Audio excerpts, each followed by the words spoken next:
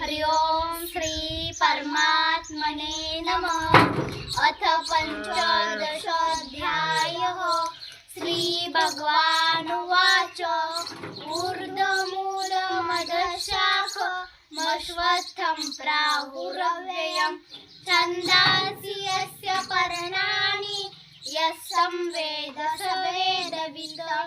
अधश्चवर्धं प्रसुता तस्य शाखा गुणप्रवृद्धा विषयप्रबाला।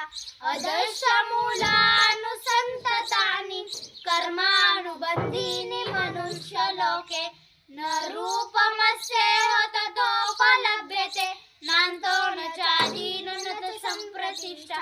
अश्वत्थमेनं सुविरूढमूलमसङ्गशस्त्रेण दृढेन छित्त्वा तत्पदं तत्परिमार्गितव्यं यस्मिन् गता न निवर्तन्ति भूयः तमेव चाद्यं पुरुषं प्रपद्ये। यतः प्रवृत्ति प्रसुता पुराणि निर्माणमोहाजितसङ्गदोषा अध्यात्मनित्या विनिवृत्तिकामाः। द्वन्द्वैर्मुक्ता सुखदुःखसंज्ञे गच्छन्त्यमूढा पदं व्ययं तत्।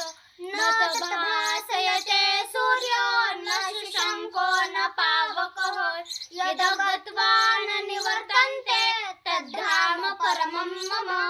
ममेवांशो जीवलोके जीवभूत सनातनः। मनः षष्ठानीन्द्रियाणि प्रकृतिस्थानि कर्षति